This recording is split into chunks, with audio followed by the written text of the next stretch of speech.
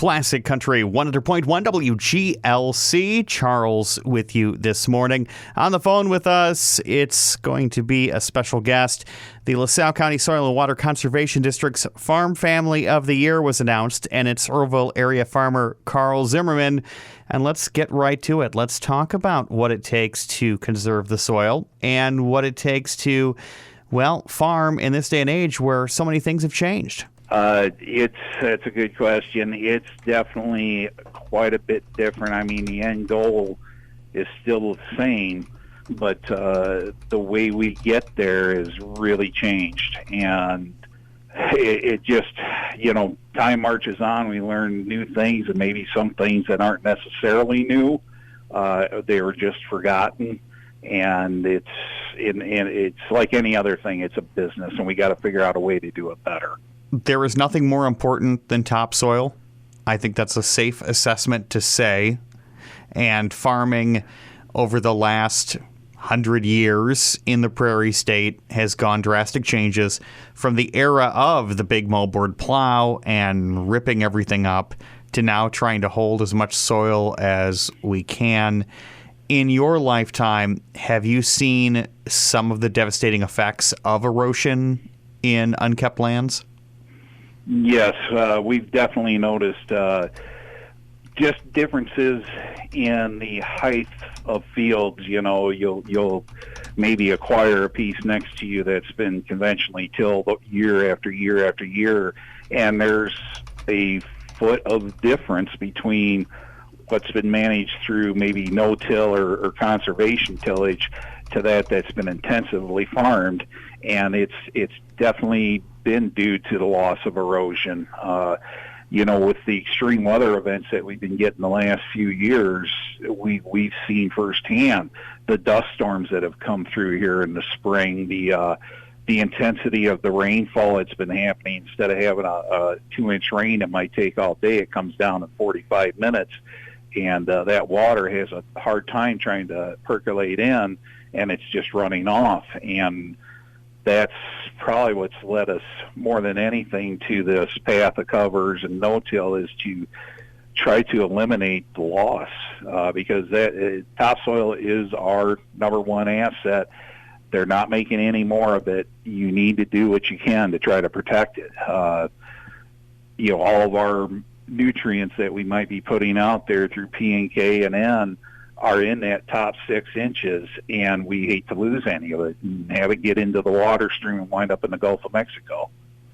And that is a big thing. Some of the effects of small practices done in the Midwest have global ramifications, not only for just yield and crop production, but for waterway pollution. Was this something that everyone sort of kept in the back of their minds 20 years ago, 40 years ago, that we should try to slow this down? When did it turn into a plan to start with sort of the grass strips along waterways and an effort to sort of combat some of that just basic topsoil erosion? I think a lot of it started in the last 10 years. There's been a push since the 70s to do more no-tilling, mainly as a soil loss, not necessarily, they weren't concentrating on the P and K that's getting washed into the streams and everything else. It was more about soil. Well, now in the last 10 years, with what's happened in the Chesapeake Bay area, some of the nutrient planting that these guys have to do in that area, it started to become a matter of not if, but when that's going to happen throughout the rest of the United States. So some of the groups that I belong to, regenerative ag groups, cover crop groups, this is what we talk about. The sooner we can implement some of these practices and show the federal government or state governments that, hey, we can do this, give us the chance, and maybe that way we won't have to put up with a lot of regulation in order to implement these things. Kind of show them that we know what we're doing before we have somebody in Washington or Springfield tell us how to do it. And you're talking about legislation that could potentially limit or eliminate areas where nitrogen could be applied, which is very beneficial to the corn crop. Yes. For a lot of years, guys, and in this area, the weather's changed, but the kind of the consensus since the 70s has been put the nitrogen out there in the fall with a stabilizer. It'll still be there in the spring. There have been some studies that show some loss doing it that early. Some of the other ones are saying, well, the spring applied nitrogen is more leachable and moving into the water quicker than what the fall applied stuff is.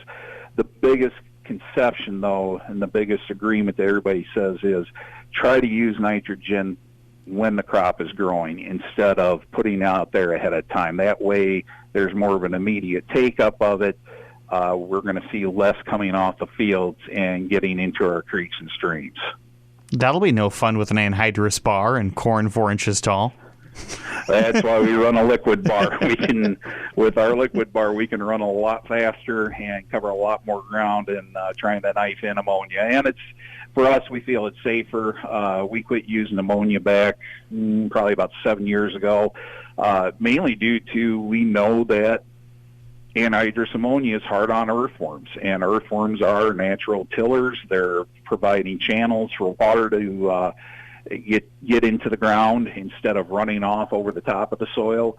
So we just kind of eliminated that and gone to liquid solution, 28 or 32%, depending on what we can get.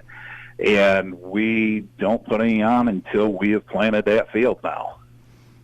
Very passionate about saving the soil and keeping everything sort of on the level in regards to preventing excess nitrogen runoff. On the phone, Carl Zimmerman of Earlville, and nominated and then apparently obviously have won LaSalle County Conservation Farm Family of the Year. Is this the kind of thing that you sort of knew was coming, or was it just your hard work? This was just one of those inevitable conclusions that, well, apparently I'm going to end up with a sign in my yard. Yeah, it was definitely a big surprise. It's a tremendous honor. We didn't get into doing no-till and covers to try to earn awards, but it's definitely nice to be recognized for putting in the time and the effort to try to change our farming practices to be more environmentally conscious and basically do what's right for the soil. So you raise the typical crops for north central Illinois, corn, soybeans, and then you occasionally plant other things that aren't necessarily commodity crops, but are activities you do to help preserve the soil or to help manage erosion.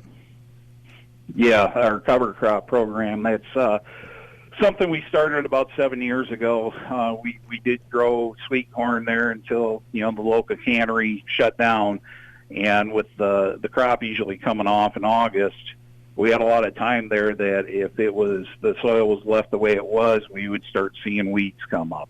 So we kind of started with covers, just a basic oat radish mix that we would apply after the pickers left to combat weeds. Well, from starting with that to where we are now, we're looking at trying to basically take care of the erosion more, using it as a weed suppression. We do cereal rye usually after we take the corn off in the fall and let that grow, and we will actually plant into cereal rye while it's green and then terminate it either mechanically with a crimper roller or chemically if we have to lay that thatch down. And it provides two things, actually. It lessens the impact of the rainfall on the soil. Tends to white mold can be a disease that happens in soybeans here in this area. It lessens the impact of white mold because we're not splashing water up on the underside of the bean leaves. We've noticed a lot better weed control. That seems to be a topic of issue these days with Roundup-resistant water hemp, a couple other things, even mare's tail that's coming through in this area and starting to be more prevalent.